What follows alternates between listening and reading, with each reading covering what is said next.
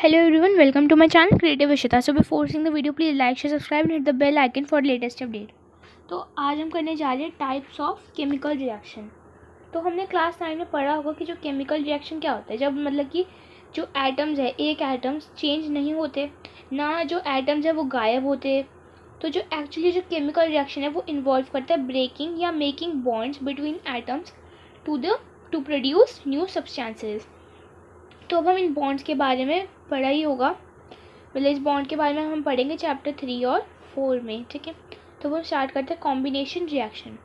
Combination reaction वो reaction होता है जब मतलब कि एक सिंगल प्रोडक्ट वो क्या फॉर्म करता है, या दो से ज़्यादा, उसको हम बोलते हैं कॉम्बिनेशन रिएक्शन। जैसे आप खुद ही देख लो कि हमने यहाँ पे CaO लिया है, CaO यानी कि क्विकलाइम, प्लस हमने यहाँ पे क्या लिया है H2O यानी कि वाटर। ठीक है, तो जब क्विकलाइम इसमें जब होता है तो CaOH का होल ट्वाइस, तो ये बनता है, मतलब कि दो सब्सटेंसेस हैं CaO प्लस H2O, तो ये एक सिंगल प्रोडक्ट फॉर्म करता है, तो उसको हम बोलते हैं कॉम्बिनेशन रिएक्शन। ठीक है, तो अब हम आगे करते हैं। अब है हमारा कि the solution of slaked lime produce by the reaction 1.13। ठीक है, वो यूज होता है वाइट वॉशिंग के लिए, वाइट वॉशिंग वॉल्स के लिए, यानी कि जो हमारा रिएक्शन है ये यूज होता है वाइट वॉशिंग रिएक्शन के लिए।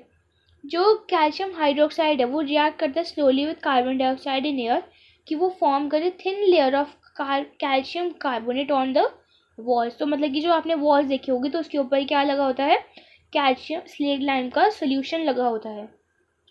जो कैल्शियम कार्बोनेट है वो फॉर्म होता है दो या तीन दिन के बाद, वाइट वॉशिंग के बाद, ताकि वो शाइनी फिनिश दे सके वॉल को।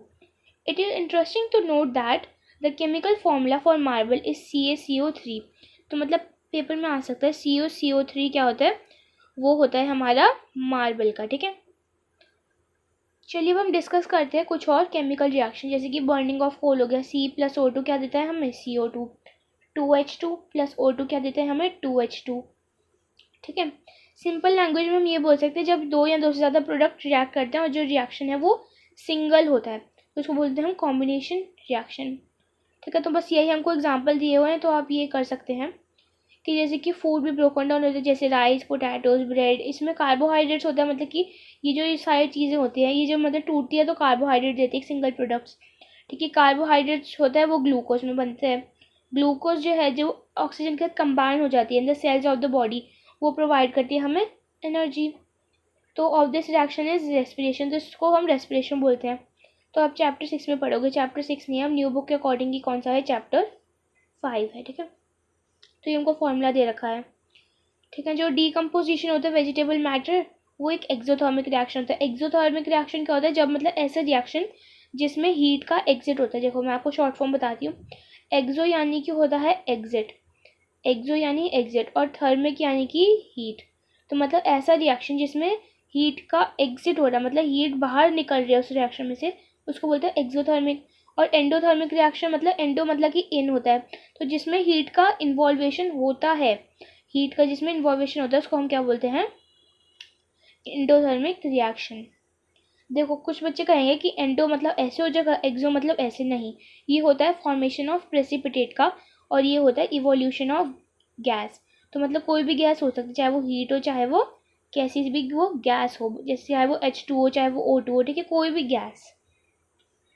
ठीक है, तो अब हम करेंगे डीकम्पोजिशन रिएक्शन। डीकम्पोजिशन रिएक्शन जो है वो कॉम्बिनेशन रिएक्शन का बिल्कुल अपोजिट है, क्योंकि डीकम्पोजिशन रिएक्शन में जो है एक जो सब्सटेंस है, एक रिएक्टेंट्स टूटता है, किस में, मतलब दो या दो से ज़्यादा रिएक्टेंट्स में।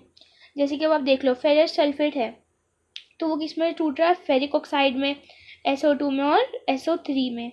ठीक है, सल्फाइड और सल्फेट में। ठीक है, ये जो रिएक्शन है ये ब्रेक करता है कि वो सिंपलर प्रोडक्ट्स दे, तो उसको हम बोलते हैं डीकम्पोजिशन रिएक्शन। ठीक है, तो अब हमने देख लिया ये सब, तो वो ये दे रखा है सल्फर ट्राईऑक्साइड। ट्राईऑक्साइड यानी कि जिसमें दो होते हैं। ठीक है, जिसमें SO3 होता है। देखो एक होता है SO3 यानी कि सल्फर ट्राईऑक्साइड, SO2 यानी सल्फर डाइऑक्साइड, SO4 यानी सल्फेट। ठीक है, आसान है, सिंपल। जो डीकम्पोजिशन होता है कैल्शियम कार्बोनेट का, कि वो कैल्शियम ऑक्साइड और कार्बन डाइऑक्साइड है, तो वो होता है इंपॉर्टेंट डिकम्पोजिशन रिएक्शन, और बहुत सारी इंडस्ट्रीज़ में वो यूज़ होता है, जैसे कि मैन्युफैक्चर ऑफ सीमेंट हो गया। ठीक है, कैल्शियम ऑक्साइड को हम लाइम भी बोलते हैं, क्विक लाइम भी बोलते हैं। ठीक है, जब डिकम्पोजिशन को हम हीट करते हैं तो उसको बोलते हैं थर्मल डिकम्पोजिशन रिएक्शन। ठीक है, ऐसे ही जो हम ऐसे ही जब हम मतलब कि उसको हम हीट करते हैं, ठीक है, या हम अगर हम उसको जो है मतलब कि ये जो है ये वाला जो रिएक्शन है वाइट और ब्लैक फोटोग्राफी में यूज़ होता है। अगर जैसे कि रिएक्शन जिसमें हीट एब्जॉर्ब होती है तो उसको एंडोथर्मिक, मैंने आपको बता दिया। जो हमारा कॉम्बिनेशन रिएक्शन है वो एक्सोथर्मिक और डिकम्पोजिशन रिएक्शन एंडोथर्मिक है, जिसमें हीट या लाइट या इलेक्ट्रिसिटी चाहिए होती है। ठीक है, तो उसको हम बोलते हैं thermal decomposition reaction. Decomposition reaction ना इन 3 चीज़ों में इन्वॉल्व होता है, तो हीट में, लाइट में या इलेक्ट्रिसिटी में। ठीक है, तो आप ये मेरे को बता सकते हैं, तो बहुत ईजी है। तो मैंने अभी आपको बताया था वाइट वॉशिंग के लिए यूज़ होता है उसका, ये जो एक्स है ये क्या है, उसका फॉर्मूला क्या है। ठीक है, एक्स को हमने क्या, एक्स किस रिएक्शन में आता है, ठीक है, जब वो रिएक्ट करता है वाटर के साथ। ठीक है, और कितने अमाउंट ऑफ गैस कलेक्टेड होती है जब, और कितने अमाउंट ऑफ गैस कलेक्ट होती है 1.7 में। ठीक है, अब हम बात करेंगे डिस्प्लेसमेंट रिएक्शन।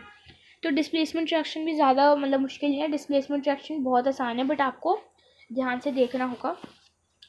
इस रिएक्शन में जो आयरन है डिस्प्लेस हुआ है या जो उसने रिमूव करा कोई दूसरा एलिमेंट उसके कॉपर सल्फेट सोल्यूशन में, तो उसको हम क्या बोलते हैं, डिस्प्लेसमेंट रिएक्शन। जैसे कि अब आप खुद ही देखो, Fe+CuSO4 यानी कि Fe जो है वो बहुत ज़्यादा पावरफुल एलिमेंट है, तो उसने डिस्प्लेस कर दिया कॉपर को उसके कॉपर सल्फेट सोल्यूशन से, तो उसको बोलते हैं हम डिस्प्लेसमेंट रिएक्शन। तो वैसे अब आप देख लो Zn+CuSO4 तो क्या बन गया, तो मतलब कि उसने जो है कुछ when the more reactive element displaces less reactive element from its salt solution, तो उसको हम क्या बोलते हैं, डिस्प्लेसमेंट रिएक्शन। ठीक है, अब हम बात करते हैं डबल डिस्प्लेसमेंट रिएक्शन, यानी कि ए और बी है, एक मिनट, ए और बी है प्लस सी और डी है। तो इसमें क्या होता है, इसमें जो है ए डी के साथ कंबाइन कर देता है और जो सी है वो बी के साथ कंबाइन कर देता है। जैसे कि देखो Na2SO4 प्लस BaCl2, तो ये क्या होगा, जो Ba है ना वो किसके साथ रिएक्ट हो गया, वो इसके साथ रिएक्ट हो गया, और जो Na है वो इसके साथ रिएक्ट हो गया, यानी कि जो C है वो B के साथ रिएक्ट हो गया और जो D है वो A के साथ रिएक्ट हो गया। हमने डिस्प्लेसमेंट में ये देखा था कि डिस्प्लेसमेंट में जैसे कि A भी है और प्लस C है, तो क्या करता है, तो ये हो जाता है मतलब कि एक सेकेंड, A है हमारा मोर रिएक्टिव और BC है हमारा लेस रिएक्टिव, तो ये इसको डिस्प्लेस कर देता है इसके सॉल्ट के सॉल्यूशन में से। तो ये क्या बन जाता है यहाँ पे, ये बन जाता है AC+B। तो मतलब ये तो होता है मतलब कि इसमें मतलब एक तो बच ही जाता है, बट इसमें क्या होता है, दोनों आयंस का एक्सचेंजेशन होता है। ठीक है, तो उसको हम बोलते हैं डबल डिस्प्लेसमेंट। जो इनसॉल्युबल सब्सटेंस है जो फॉर्म होता है उसको हम क्या बोलते हैं, प्रेसिपिटेट। जो मतलब कि ऐसा सोल्यूशन जो मतलब कि डिज़ोल्व नहीं होता कोई भी उसके सोल्यूशन में से, और कुछ पार्ट वो बच जाता है। जैसे कि ये हमारा सॉल्यूशन है, एक सेकेंड, जैसे ये हमारा कोई भी सॉल्यूशन है और उसमें से जो ये है इसमें से थोड़ा सा ये हमारा क्या है, प्रेसिपिटेट, जो मतलब थोड़ा सा इनसॉल्युबल बच जाता है उसको हम क्या बोलते हैं, प्रेसिपिटेट। ठीक है, तो हमने देख लिया ये। ठीक है, तो इसमें ये बता रखा है कि जो BaSO4 कैसे बना, कि BaSO4 कैसे बना, तो Ba की मतलब वैलेंसी कितनी है, 2 है, और SO4 की SO4 2-, और दूसरा प्रोडक्ट जो फॉर्म हुआ है वो क्या हो रहा है, सोडियम क्लोराइड, जो कि रिमेन करता है सोल्यूशन। तो इस रिएक्शन को हम क्या बोलते हैं, जब मतलब कि एक्सचेंज ऑफ आयंस होता है बिटवीन द रिएक्शंस को हम क्या बोलते हैं, डबल डिस्प्लेसमेंट रिएक्शन। ठीक है, तो ऑक्सीडेशन और रिडक्शन हम करेंगे अपनी नेक्स्ट वीडियो में। तो ये हमारा पार्ट 2 था, तो आई होप आपको अच्छा लगा हो। अगर वीडियो अच्छी लगी तो प्लीज़ लाइक करिएगा, शेयर करिएगा, चैनल पर नहीं तो सब्सक्राइब करिएगा। बाय।